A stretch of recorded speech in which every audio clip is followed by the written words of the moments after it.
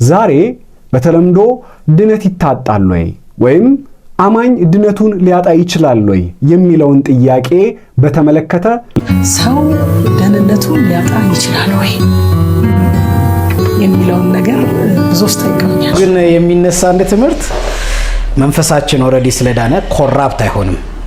መንፈሳችን ሲልድ ነው፣ ታሽጓል። ስለዚህ ዋን ሴቭድ ፎሬቨር ሴቭድ የሚል አስተምሮ አለ። ያን አንዴ ከዳንን ሁሌ ድነናል።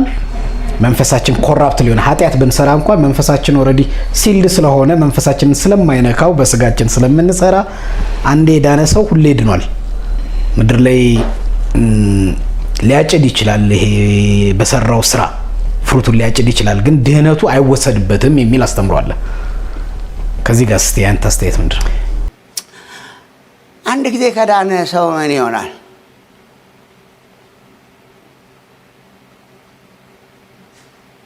መዳኔን ላጣው እችላለሁ? ጥያቄው መዳንን የተመለከተ ነው እና እንደዚህ ይላል። ዳግመኛ የተወለደ ክርስቲያን መዳኑን ወይም ደግሞ በሴት ከሆነ መዳኗን ሊያጡ ይችላል ወይ? እዚህ ላይ ስላቀረብኳቸው መምህራን አንዳንዶቹን ስሰሟቸው የእግዚአብሔርን ነገር ነው የሚያስተምሩትና ሌሎቹ ግን የእግዚአብሔርን ነገር ያልሆነውን ነገር ነው እያስተማሩ ያሉት። እነሱን ለይታችሁ ብታዩቸው ጥሩ ነው። እኔ ግን እነኛ አሁን የምትሰሟቸውን ሰዎች ያቀረብኩበት ምክንያት አብዛኞቹ ትምህርታቸው በጣም የተለያየ ቢመስልም ግን አንድ አይነት ትምህርት እንደሆነ እንድትገነዘቡ ነው። የሚያስተምሩት ትምህርት ሁሉ አንድ አይነት ከአንድ ምንጭ የተቀዳ ውሃ አይነት ትምህርት ነው የሚያስተምሩት። አንደኛው መምህር አንድ ክርስቲያን በኃጢአት ምክንያት ድነቱን ሊያጣ ይችላል ብሎ ሲያስተምር፣ በአንድ ቋት ውስጥ ያሉት ደግሞ አይ ሰዎች በኃጢአት ምክንያት ድነታቸውን አያጡም ብሎ ያስተምራሉ።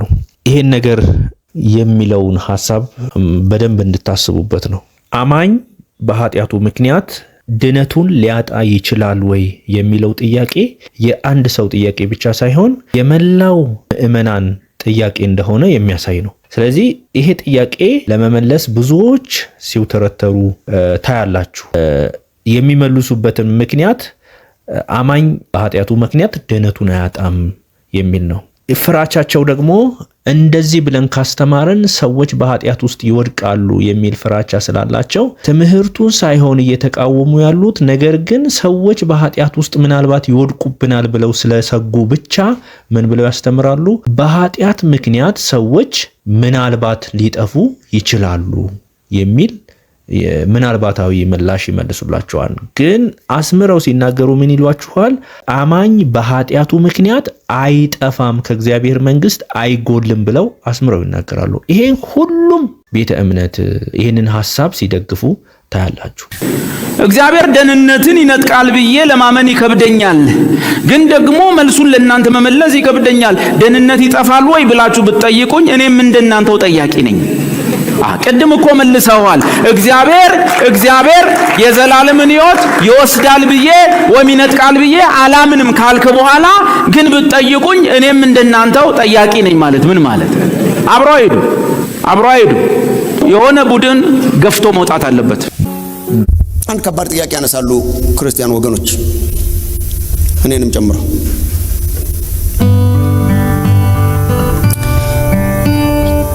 መዳንን ካገኘው በኋላ የዳነ ሰው መዳኑን ሊያጣ ይችላል ወይስ አንዴ ከዳነ ዳነ ነው?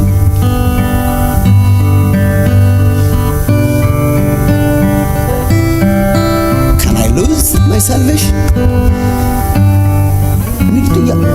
ልመልስላችሁ መስላችሁ ነው? ጠያቂ ነኝ እኔም። እግዚአብሔር የሰጠውን ይነሳል ብዬ አላምንም። እግዚአብሔር እንቁልልጭ ይጫወታል ብዬ አላምንም።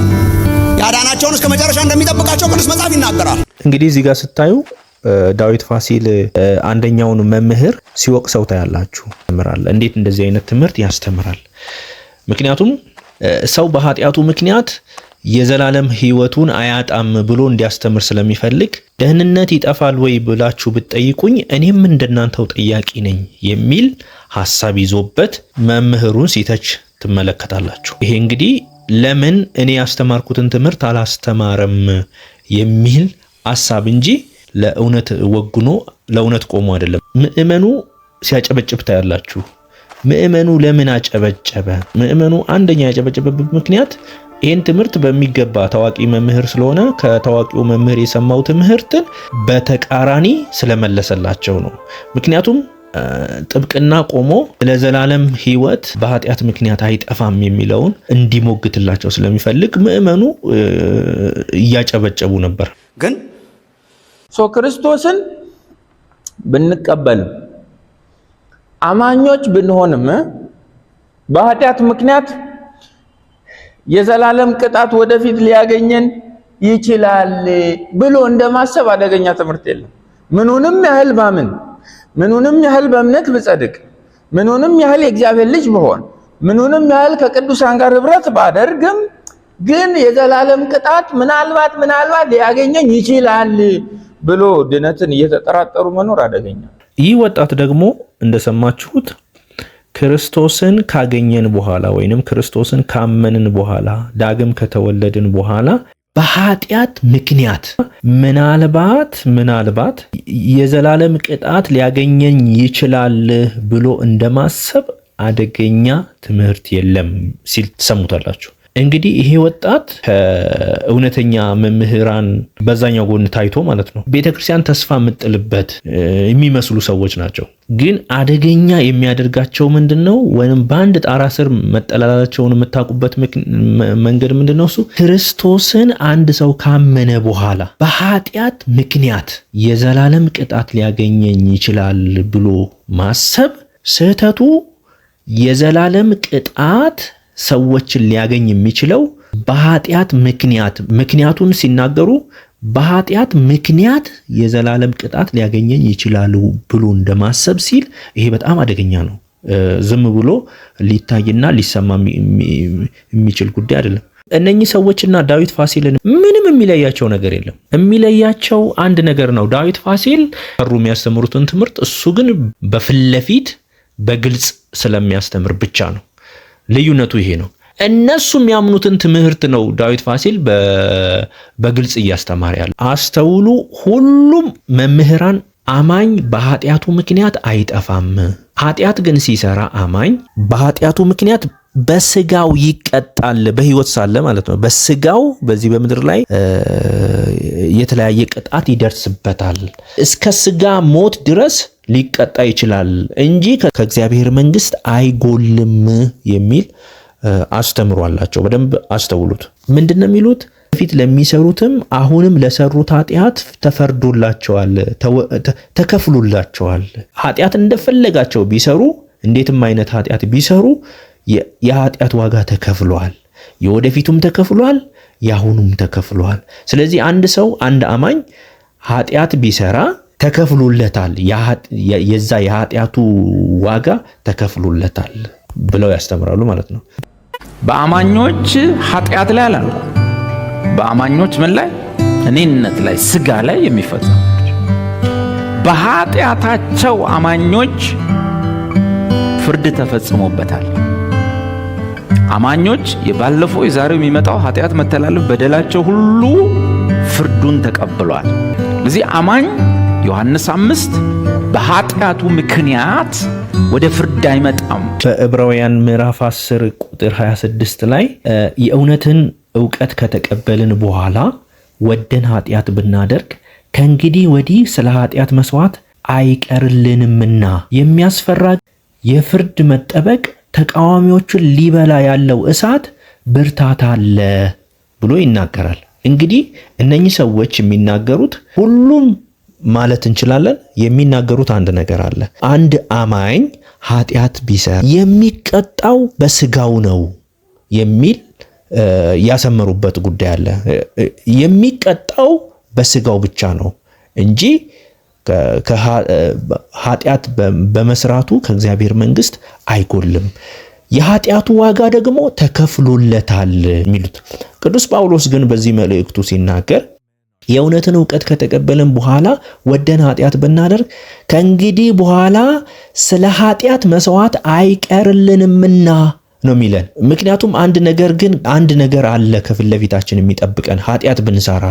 የሚያስፈራ ግን የፍርድን መጠበቅ ተቃዋሚዎችን ሊበላ አማኝ ያልሆኑትን ሊበላ የተዘጋጀው እሳት ኃጢአተኞቹን አማኞች ይበላል ብሎ ይነግረናል። እንደውም ቁጥር 28 ላይ የሙሴን ሕግ የናቀ ሰው 2 ወይም 3 ቢመሰክሩበት ያለ ርኅራኄ ይሞታል። የእግዚአብሔር ልጅ የረገጠ ያንንም የተቀደስንበትን የኪዳኑን ደም እንደ እርኩስ ነገር የቆጠረ የጸጋውንም መንፈስ ያክፋፋ እንዴት ይልቅ የሚብስ ቅጣት የሚገባው ይመስላችኋል ብሎ ጥያቄ ይጠይቀናል። የሙሴን ፍርድ የናቀ ሰው የሚጠብቀው ቅጣት የሥጋ ሞት ነው የሚጠብቀው። የእግዚአብሔር ልጅ የረገጠ ግን የእግዚአብሔር ልጅ ኢየሱስ ክርስቶስን የተወ ግን የረገጠ የናቀ ቃሉን ያላከበረ የጌታ ኢየሱስ ክርስቶስን ትእዛዝ ያላከበረ እንዴት የሚብስ ቅጣት ይለናል። የሚብስ ቅጣት የሚቀጣው እኮ አማኙ ነው። እነዛ በሞት የሚቀጡ ከሆነ ከሞት የሚብስ ቅጣት ምን አለ? ከሞት የሚብሰው ቅጣት የዘላለም ቅጣት ነው ማለት ነው። የዘላለም ቅጣት ነው። እግዚአብሔር ሰዎችን በዘላለም ቅጣት የሚቀጣበት መንገድ ነው። ስለዚህ እንደ እግዚአብሔር ቃል አስተምሮ አማኝ አሁን ለሚሰራውም ለመጀመሪያውም ኃጢአት አሁንም ለሚሰራው ኃጢአት ዋጋ ተከፍሎለታል ብሎ በክርስቲያኖች ላይ መሳለቅ አግባብ አይደለም፣ ተገቢ አይደለም ማለት ነው። ምክንያቱም የእግዚአብሔር ቃል ሲናገር ለመጀመሪያው ማንነታችን አዳም ለሰራው ማንነታችን ቀድሞ ለነበረው ማንነታችን ዋጋ እንደተከፈለ ይነግረናል እንጂ አሁን ገና ለምንሰራው ኃጢአት ዋጋ ተከፍሏል፣ ችግር የለውም፣ ኃጢአት ብትሰሩ ምንም አይነት ችግር የለውም፣ በስጋ ሞት ነው የምትቀጡት የሚል የእግዚአብሔር ቃል አስተምሮ አይደለም። የእግዚአብሔር ቃል አስተምሮ ምንድነው? ኃጢአት አትስሩ፣ ኃጢአት ብትሰሩ ለኃጢአት መስዋዕት የሚቀርልን ነገር የለም የሚል ነው። ስለዚህ እንድንጠነቀቅ በደንብ የሚያስተምረን ቦታ ነው። ትምህርቱ የእኛን እንዳይመስል የተወሰኑ መጽሐፍቶች አሉ። እነሱን እያሳየው እኔን ስለማታምኑ አንድ ሰው ያነባቸዋል። አስተምሮ ክርስቶስና ደህንነት፣ ጸሐፊው ዶክተር ስቲቭ ስትራውስ። ማን ያስተረጎመው? ኤስአይኤም። ግዙ ይህን መጽሐፍ። ያው የመጀመሪያው እትም በ1998 እዚህ ውስጥ አንዳንዶቹ አልተወለዱም። ይሄ ሲተረጎም ገጽ 492 ላይ የዘላለማዊ ዋስትና ማረጋገጫ የሚል አለ። እሷን ገብታችሁ ታነቡልናላችሁ። እቺኛዋ ደግሞ ስልታዊ ስነ መለኮት ታቋታላችሁ። ሲስተማቲክ ቲዮሎጂ፣ ሁሉም በቲዮሎጂ በየቸርቹ ሼልፍ ላይ ያለች በእንግሊዝኛ። ንባቡ ያለው ገጽ 892። ርዕሱ ምን ይላል? እውነተኛ ክርስቲያኖች ድህነታቸውን ሊያጡ ይችላሉን? መጽሐፉን ደግሞ አሁን ያጠፉታል። የኛ አይደለም ይሄ መጽሐፍ፣ እኛ ላሳተምነው የአንዲት ታዋቂ ቤተ ክርስቲያን የእምነት መግለጫ ነው። ገጽ 99። ዋስትና በጌታችን በኢየሱስ ክርስቶስ ያገኘነው ድነት ኃጢአት ብንሰራ የሚጠፋ አይደለም። ወጋው። ለዚህ ነው የፈራሁት። ገጽ 99 ነው። 99 ዋስትና በጌታችን በኢየሱስ ክርስቶስ ያገኘነው ድነት ኃጢአት ብንሰራ የሚጠፋ አይደለም። መጽሐፉ ነው የሚለው። ስለዚህ ስለተቀበልነው ድነት ኃጢአት ብንሰራ ይጠፋል ብለን መጨነቅ የለብንም። ረረ በኢየሱስ ትንሽ እንደሆነ ሲጽፉ ቢጠነቀቁ። ድገመው። ስለዚህ ስለተቀበልነው ድነት ኃጢአት ብንሰራ ይጠፋል ብለን መጨነቅ የለብንም። ልብ በሉ፣ ስሩ ማለት አይደለም። ጉባኤው በስሏል ብዬ ስለማስብ፣ ጥርስ አውጥቷል ብዬ ስለማስብ፣ በቃ ይሄ ነው ቢጫ መጽሐፍ ነው መሰረታዊ የክርስትና ትምህርት የአስተማሪ መመሪያ ይላል። በቃ ታዋቂ ቸርች ነች ኢትዮጵያ ላይ። እሷ ደግሞ ድሮ ያሳተመችው ነው። ገጽ 185 እርግጠኛነትና ዋስትና የሙሉ ወንጌል ቤተ ክርስቲያን አማኝ ዳግመኛ ከተወለደ ደህንነቱን እንደማያጣ በሚገባ ታስተምራለች። ይህንንም ያገኘሁትኝ ሙሉ ወንጌል አማኞች ቤተ ክርስቲያን መሰረታዊ የክርስትና ትምህርት የአስተማሪ መመሪያ ከሚለው መጽሐፍ ላይ ነው። ቀጥታ መጽሐፉን አነብላችኋለሁ። መጽሐፉን በዚህ መጽሐፍ ምዕራፍ 6 ላይ የእርግጠኝነትና ዋስትና የሚለው ርዕስ በገጽ 185 እና 186 ላይ ያለውን ምንባብ በቀጥታ አነበዋለሁ። አንደኛውና ዋነኛው የአዲስ ኪዳን ትምህርት መሰረት አንደኛውና ዋነኛው የአዲስ ኪዳን ትምህርት መሰረት የአንድ ሰው ደህንነት የሚያገለግለው ለዘላለም እንጂ ኃጢአት እስከሰራ ወይም ስህተት እስከፈጸመ ጊዜ ድረስ ብቻ አለመሆኑ ነው። ድገመው። አይ ይዋሃደን ድገመው። ሳለ ለኃጢአታችን በመሞት የሰጠን የዘላለም ሕይወት እኛ በድካማችን ተሳስተንም ሆነ አውቀን ስንበድል ከኛ የሚወሰድና እኛን ለዘላለም ሞት የሚዳርገን አይደለም። ትንሽ ይከብዳል። ተሳስተንም ሆነ ምን አውቀን ስንበድል ከኛ የሚወሰድና እኛን ለዘላለም ሞት የሚዳርገን አይደለም። ሁል ጊዜ የክርስቲያን በደልና መተላለፍ በንስሐና በይቅርታ መልሶ የሚታደስ ነው። መታደስ። አንድ ሰው ግን መጥፋት የሚችለው ከእግዚአብሔር መንፈስ ያልተወለደና ዳግመኛ ልደትን ያላገኘ እንደሆነ ብቻ ነው። ድገመው። ትምህርቱ የኛ እንዳይመስል ሲል የእያንዳንዱ ቤተ እምነት ትምህርት እንደሆነ እንዲያውቁለት ብዙ መጽሐፍቶችን እያንዳንዱ ቤተ እምነት ወስዶ በጉባኤው ፊት ለፊት ሲያነብላችሁ ትመለከታላችሁ። በክርስቶስ ኢየሱስ ያመነ አማኝ በኃጢአት ምክንያት ኃጢአት በሚባለው ነገር ምክንያት ከእግዚአብሔር መንግስት አይጎልም። ይህን እኛ አይደለንም ማለት የጀመርነው እነሱ ራሳቸው ናቸው ሲሉ የነበሩት የሚል ማረጋገጫ ለመስጠት እንደሆነ ልትገነዘቡ ይገባል። እዚህ ጋር ሰማችሁት። ኃጢአት ብንሰራ የዘላለም ሕይወት የሚጠፋ አይደለም አለና ልብ በሉ ስሩ ማለት አይደለም ይላል። ዳዊት ፋሲል ምንድነው ያስፈራው እዚህ ጋር? ለምንድነው ኃጢአት ብንሰራ የዘላለም ሕይወት አይጠፋም ብሎ ከተናገረ በኋላ ወይንም ከሌሎቹ ከነኛ ቤተ እምነት ወስዶ ካነበበው መጽሐፍ ላይ እንደዛ ካለ በኋላ ይሄ ጉባኤ በስሏል ብዬ ስለማስብ ነው ይሄንን ያነበብኩላችሁ። ፊት ለፊት ላይ ይሄን ነገር ያደረኩት እናንተ በስላችኋል ብዬ ስለማስብ ነው። ድገመው ሲል ትመለከታላችሁ። የሚያስደግምበት ምክንያት ምንድነው? በጣም እዚህ ነገር ላይ ምእመኑ ትኩረት እንዲኖረው ያስደግማቸው። የክርስቲያኖች በደል፣ የክርስቲያኖች ኃጢአት በንስሐ የሚታደስ ነው የሚለው ሐሳብ ትንሽ ቆርቆረዋለች። አይታችሁ እንደሆነ አንድ ሰው መጥፋት የሚችለው ከእግዚአብሔር ያልተወለደ ዳግመኛ ልደትን ያላገኘ ብቻ ነው ሲሉ ሰምታችኋል። ይህን ደግሞ እሱም ራሱ ሲያጨበጭብ አይታችኋል። ማለት ሐሳቡን በጣም ሲደግፈው አይታችኋል። እዚህ ጋር በደንብ ሊስተዋልና ጥያቄ ሊጠየቅ የሚያስፈልገው ጠፋ የሚባለው ሰው ዳግመኛ የተወለደ እንጂ ዳግመኛ ያልተወለደ አማኝ እንዴት ጠፋ ሊባል ይችላል? ዳግመኛ ሳይወለድ እንዴት ጠፋ? ወይንም ደግሞ ከእግዚአብሔር መንግስት ይጎላል ብለን ልናስተምር እንችላለን። ምክንያቱም ቀድሞውኑ ይሄ ሰው አልዳንምም፣ ወደ እግዚአብሔር መንግስትም አልተቀላቀለም። ወደ እግዚአብሔር መንግስት ያልተቀላቀለን ሰው ይጠፋል። አስተውላችኋን? ሰምታችሁታል? ሰው ዳግመኛ ካልተወለደ ብቻ ነው ከእግዚአብሔር መንግስት የሚጎለው። እንዴት እንደዚህ ይባላል? መጀመሪያ ዳግመኛ ከተወለደ በኋላ ነው ጎደለ የሚባለው። መጀመሪያ የገባው ሰው ነው ጎደለ ሊባል የሚችለው እንጂ ዳግመኛ ሳይወለድ ይጎላል ማለት ይሄ ተገቢ አይደለም። አንዳንዶች ብልጦች እነዚህ ይልቁንስ አደገኛ ናቸው። ለጸጋ ዋጋ መክፈል የማይፈልጉ ተጠንቅቀው የሚሰብኩ ዋጋ መክፈል የማይፈልጉ የእግዚአብሔር ሕዝብ በፍርሃት ቆፈን ታስሮ የአገልጋዮች ወይም የሆነ የሃይማኖት ባሪያ በፍርሃት ውስጥ እንዲኖሩ የሚያደርጉ ደህንነትህ በእኔ ኪስ ውስጥ ነው ያለው የሚሉ እኔ ጀልህ ነው መዞረው ከእንግዲህ ከኔ ጋር ያለ ሁኔታ ኦኬ ከሆነ ትቀጥላለህ፣ ያለበለዚያ ትቋረጣለህ ብለህ እንድታምን ብልጦች። እንዴት ነው ስለ መዳን አንተ ምን ትላለህ ሚዲያ ላይ? እንዴት ማለት አይጠፋም የሚሉ አሉና እንዴት ነው ይጠፋል ወይ የእግዚአብሔር ሰው? ምንድነው እዚህ ላይ መመልስልሽ? እኔ ራሴን ነው መመልስልሽ። ከዚህ ጀምራችሁ ቀጥሎ እኔ አሁን ትጠፋለህ ወይ ብትይ እኔ እጠፋለሁ ብዬ አላምንም።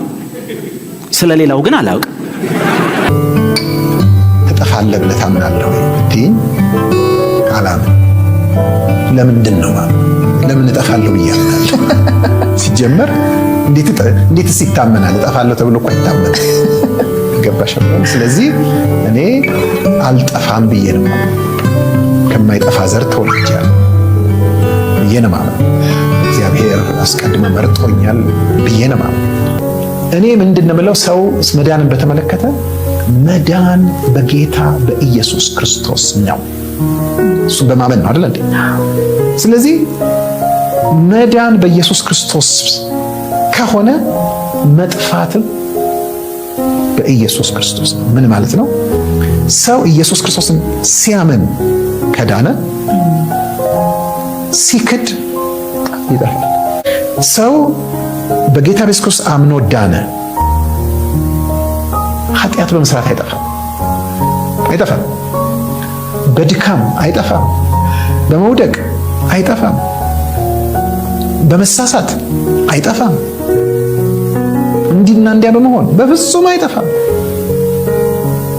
ምክንያቱም ኃጢአት በመስራት ከጠፋ ድሮውንም የዳነው ጽድቅ በመስራት ነው ማለት ነው።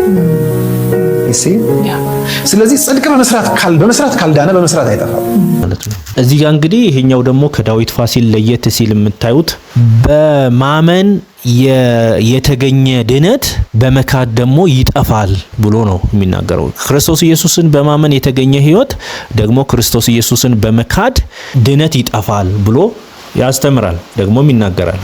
ነገር ግን አንድ አይነት የሚያደርጋቸው አሁንም ተመልሶ የዳዊት ፋሲልን ትምህርት ነው የሚያስተምረው ብሎ የሚያሳስበው አንድ ነገር አለ። ምክንያቱም አንድ አይነት መሆናቸውን የሚገልጽ ማለት ነው። ይሄ ምንድነው የሚለው? ኃጢአት በመስራት አይጠፋም።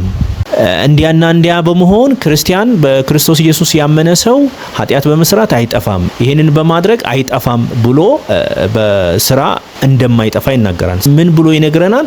ኃጢአት በመስራት ክርስቲያን የሚጠፋ ከሆነ ቀድሞውኑ የዳነው በስራ ነው ማለት ነው ብሎ ምላሽ ሲሰጥ ታያላችሁ። ይሄ በጣም ስህተት ነው። ምክንያቱም እምነት የሚገለጠው በስራ ነው። ወደ ቲቶ መልእክት ቅዱስ ጳውሎስ የጻፈው ቲቶ ምዕራፍ 1 ቁጥር 16 ላይ እንዲህ ይላል፣ እግዚአብሔርን እንዲያውቁ በግልጥ ይናገራሉ፣ ዳሩ ግን የሚያጸይፉና የማይታዘዙ ለበጎ ስራም ሁሉ የማይበቁ ስለሆኑ በስራቸው ይክዱታል ይላል። ስለዚህ ክርስቲያን የእግዚአብሔር ልጅ መሆኑ የሚታወቀው በስራ ነው። ስራቸው ነው የሚገልጠው። አንድ አማኝ የክርስቶስ ኢየሱስ መሆኑን የሚታወቀው በእምነቱ ነው። እምነቱ የሚገለጠው በስራ ነው። መጽሐፍ ቅዱስ ላይ በዮሐንስ ወንጌል ምዕራፍ 3 ቁጥር 8 ጀምሮ እንደዚህ ይላል፣ ንፋስ ወደ ወደደው ይነፍሳል፣ ድምፁንም ትሰማለህ፣ ነገር ግን ከወዴት እንደመጣ ወዴትም እንዲሄድ አታውቅም። ከመንፈስ የተወለደ ሁሉ እንዲሁ ነው። ቃሉ የሚነግረን ንፋስ በስራው እንደምናቀው ሁሉ ዳግመኛ የተወለደም ሰው በስራው ነው የምናቀው። ኃጢአት እየሰራ ሰው የእግዚአብሔርን መንግስት ይወርሳል ብሎ ማስተማር ከስራው የተነሳ የእግዚአብሔርን መንግስት ይወርሳል የሚል ይሄ የስተት አስተምሮ እንደሆነ ልንገነዘብ ይገባል። የያዕቆብ መልእክት ሁለተኛው ምዕራፍ ቁጥር 26 ላይ ከነፍስ የተለየ ስጋ የሞተ እንደሆነ እንዲሁ ደግሞ ከስራ የተለየ እምነት የሞተ ነው ይለናል። እንዴት ነው የሞተው? የሞተ ነው ሲል ቅዱስ ያዕቆብ ምን ማለቱ ነው? አንድ አማኝ የእግዚአብሔር የክርስቶስ ኢየሱስ ተከታይ መሆኑ የሚታወቀው የክርስቶስን ስራ ሲሰራ ነው። ከእግዚአብሔር ጋር ያለው ግንኙነት የጠበቀ መሆኑ ሲገለጥ ነው እንጂ ምንም አይነት የዚህን ዓለም ስራ የአጋንንትን ስራ እየሰራ የጨለማውን ስራ እየሰራ የእግዚአብሔርን መንግስት ይወርሳል ማለት ይሄ ስህተት ነው። ከዚህ መምህር እንደዚህ አይነትን ንግግር አይጠበቅም። አማኝ በመካዱ ምክንያት ነው የሚጠፋው ማለት መካዱ የሚታወቀው በምንድን ነው ስንል በስራ ነው። አማኝ እምነቱ የሚገለጠው በስራ ነው። መካዱም የሚታወቀው በስራ ነው፣ የሚገለጠው በስራ ነው። ስለዚህ ይሄ አስተምሮ ልክ አይደለም። ቀድሞ ዘማሪ፣ ከዛ ደግሞ የእንግሊዝ ሰባኪ፣ አሁን ደግሞ የዘፈን አቀንቃኝ። እንዴት ነው? አይከብድም? አይከብድም። መቼም የእግዚአብሔር ቃል ሊታጠፍ አይችልም።